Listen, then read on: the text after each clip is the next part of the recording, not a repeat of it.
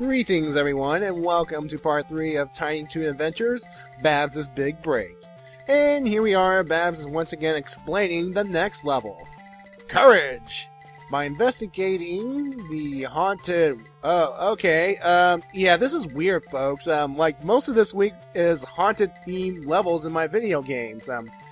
For those of you who are watching my Sly Cooper playthrough, I have just entered Ms. Ruby's haunted swamp area in Haiti, and now I'm entering a haunted house, and it's like, what?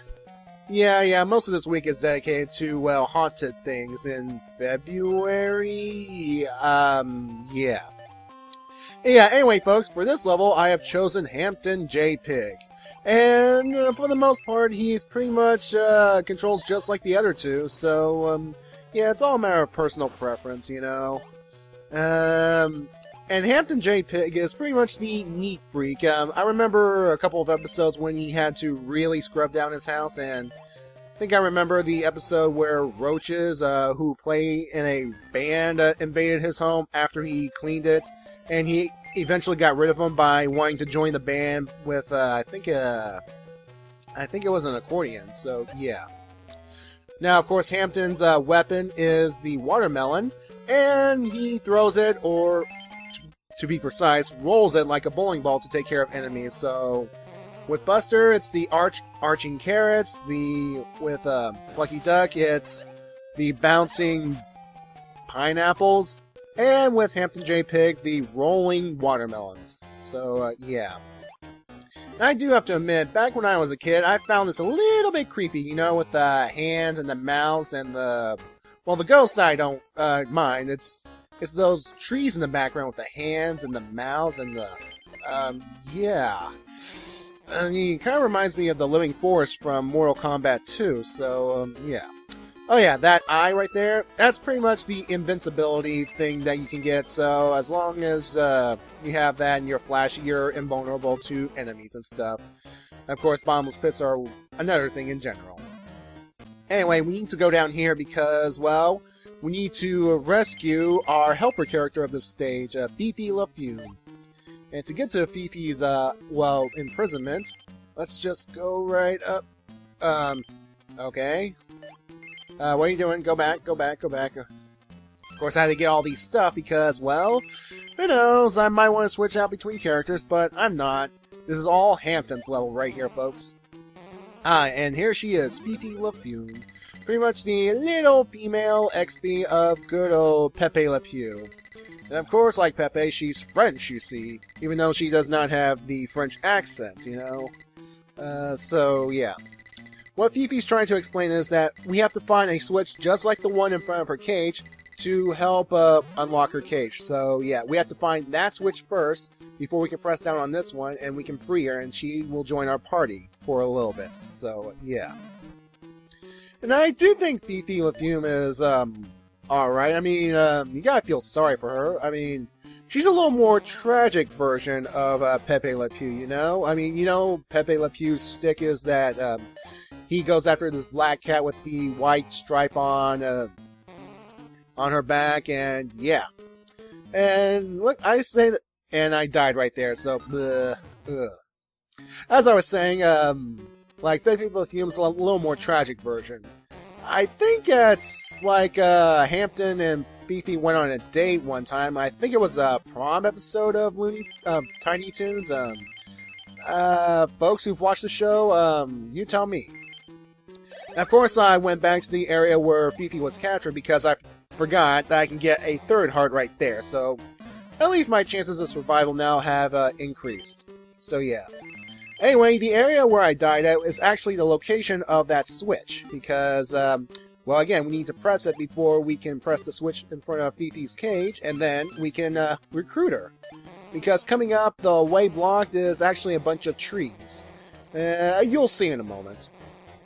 Of course, I can't get up there. Of course, I can get on this moving platform right here and try and get that block right there, but nah. It's probably nothing of value at this time. And then somebody in the comments tell me, oh, it's actually a 1-up. Oh! So somehow we are in space or on the treetops. I'm going to assume treetops because we'd be jumping higher if we were in space. I mean, it would kind of make sense because Acme Acres is a wacky place. Well, Wacky Land is right next to Acme Acres, so I don't know. It's a video game about cartoons, so yeah. As I was saying, by pressing that switch, we can now press this switch right here, and yeah, folks, because I died earlier, I have to go through this whole line of dialogue again, blah, blah, blah. I know, I've already found your first switch. Now let me press the other switch. And bam. And she is free, ladies and gentlemen. Okay. I helped you. I can't do a French accent very well. Sorry, folks. Alright, now we gotta go to the area where we have to use the helper character. And again, it's these trees. And let's see. Let's go up here. Let's see. And it's just beyond these gems right here, these giant trees. Alright. And look! These smug-looking guys. They're like Wispy Woods' creepy uncles, in my opinion. So yeah, it's implied here that these spirits, these tree spirits, captured Fifi with Fume, and now Fifi's getting her revenge. Which just begs the question, why couldn't just Fifi use this maneuver earlier? Maybe she was not in the mood. Maybe she was low on skunk power, and perhaps being caught by these guys got her, you know, riled up to use her smell, so who knows. Anyway, well, her purpose was served, so now we can move on to the next part of the level. Alright.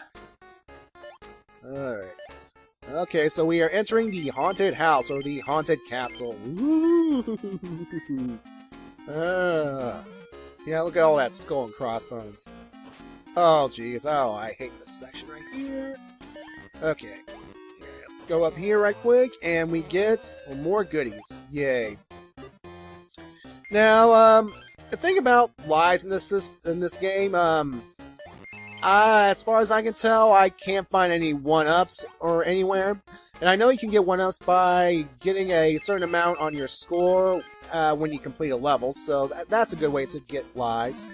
But, other than that, you gotta be careful around here, folks. Now, here's the thing. In the Japanese version of this game, well, you can get infinite continue, so that's nice for them.